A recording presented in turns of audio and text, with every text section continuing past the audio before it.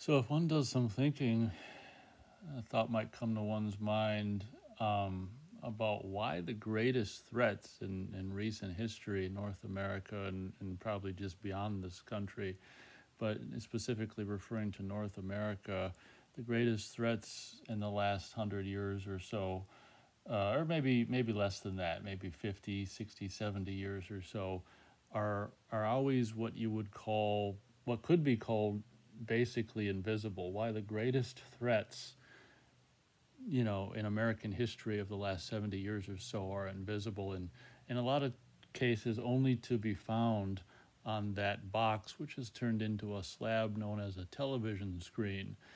If you look back into the 50s, when of course the television became more mainstreamly accepted and commonplace in people's houses, you have the beginning of the atomic age and the threat of atomic annihilation and stuff like that. And I think it was sometime in was it the mid to late 50s, early 60s, where you had all this stuff in the media about duck and cover and all. They were it seems like they always in the 20th and into the 21st century in North America, they always had to be terrorizing the school kids, right? So it was all about duck and cover, get down on your knees and stick your head between your ass and get under your desk, and that's going to protect you from the nuclear bomb, the atomic bomb that could drop at any freaking minute. Those poor kids had to endure that kind of stuff. And if you're old enough to have witnessed, the 11th of September 20 years ago in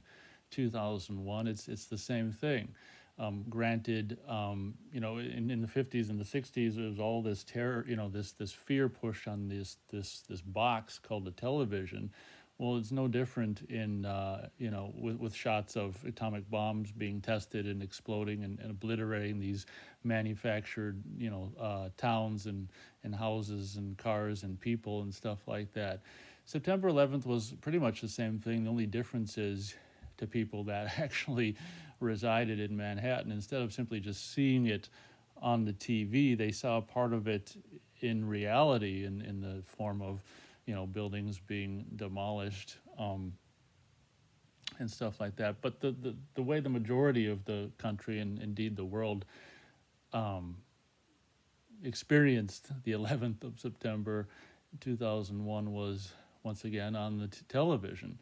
And obviously, as we know, watching tons of movies and all this and that with special effects and the farmers blowing up Death Stars and stuff like that in a spaceship and all this and that, things that appear on the screen, whether it's a TV screen or film screen in a theater or just whatever, those images can be augmented and changed and enhanced into whatever the creator wants those images to be.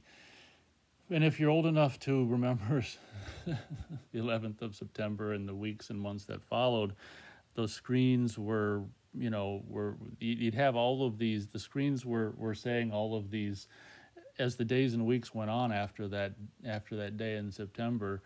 You'd have all of these threat levels. I don't remember anymore what they were, but colors, threat levels of this, that, green, red, orange, yellow, threat level, whatever. And all of these threat levels, obviously was in the newspaper and online probably, but mostly on TV. I mean, smartphones didn't exist yet, but TV sure had people's minds at that time.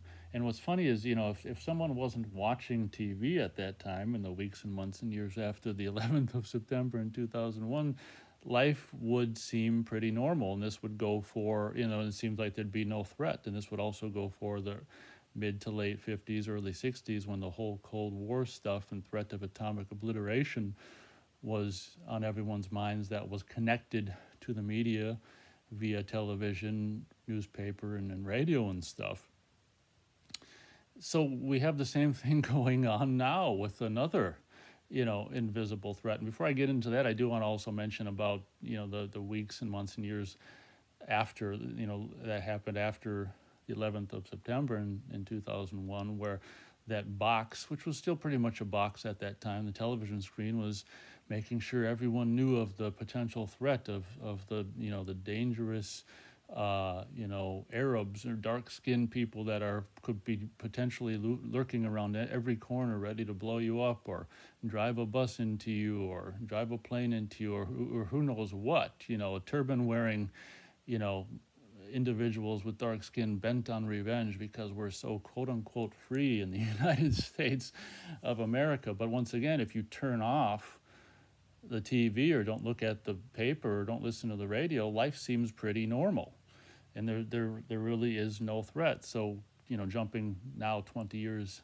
ahead to where we are now, the same thing is going on, where it's like another invisible threat. And this is, whereas the threat that was proposed after the 11th of September 20 years ago was a little more not of the necessarily invisible type, the one that's plaguing us now and taking even more rights is quite literally an invisible. I mean, even the people who are pushing the fear in the media would even agree, or would agree with with me or anyone else that would say that even now, this thing that is taking the most rights in history of at least, I don't know, a lot of rights are being eroded because of the events that began in 2020 and continue this year and will continue into next year and beyond. But it's quite literally all due to a threat that is, once again, quite literally invisible. And one has to ask their question: how come the greatest threats that exist are invisible? And the easy answer to that is because you've got a small group of people who want to control a large group of people, and there's absolutely, with all their resources, there's no way for them to actually go out there on every street corner in every town and actually physically produce threats.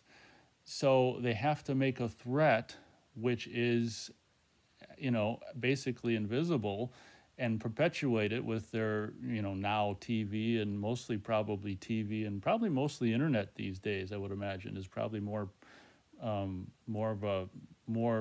viewed than I would imagine even TV. But yeah, that's basically why the greatest threats are invisible, because it's the easiest way to perpetuate a lie and make great change based on those lies, because it's absolutely impossible, even with the people that rule over us as great infrastructure and ability and power and all their control, to actually put physically observable threats in everyone's town.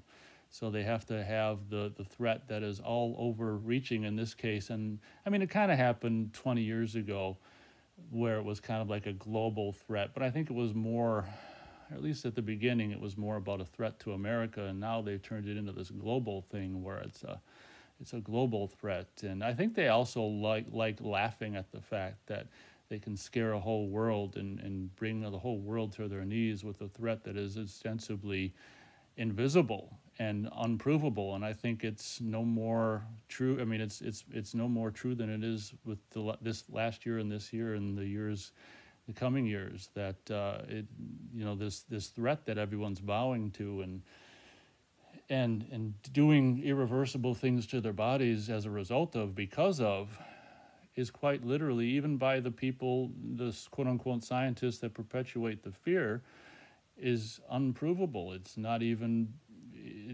there's been no actual hard proof of the existence of this threat, which has the world currently in such a, throes of the grip of fear. And it's absolutely ridiculous. So I'm out of time. I hope my point came across.